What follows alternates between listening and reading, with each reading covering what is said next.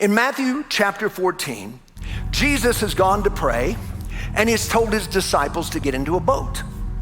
So they're sitting in their boat and suddenly the winds and the waves come up.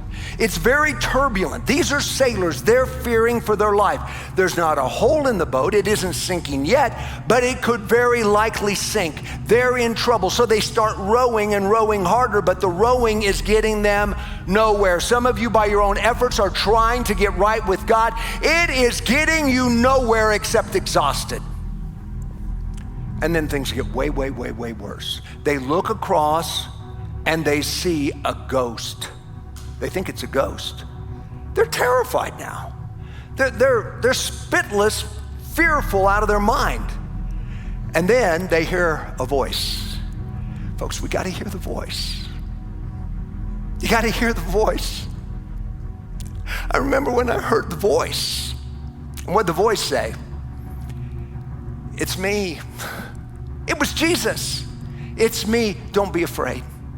Don't be afraid. It's going to be okay. I'm here. I'm here. And Peter sees it and he says, Lord, if it's you, bid me come. And Jesus immediately said, come. Now I want you to see, we're in a boat. The storms are terrible. The storms are the wrath of God. We're all finished. We're all done. But then Jesus comes to us. And you got to understand, Jesus comes to us. If he didn't come to us first, we'd never come to him. If he didn't say come, we would never know to come. Peter would have never gotten out of the boat if Jesus hadn't said come.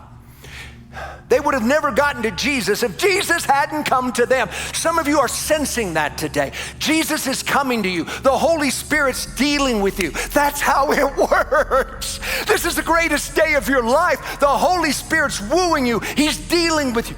God has come to you in the person of Jesus. So he's coming. Jesus has come to them. And he says, come. And Peter gets out of the boat. And it would have been an amazing step of faith. I want you to think about it. If you're going to get out of a boat and you're just going to get in the water, you probably would dive or jump. Peter wouldn't have done that. He would have stepped out because he expected something to hold him. You got to step out. You got to trust God's going to be faithful. God's going to be true. So he stepped out and he began to walk on the water with his eyes on Jesus.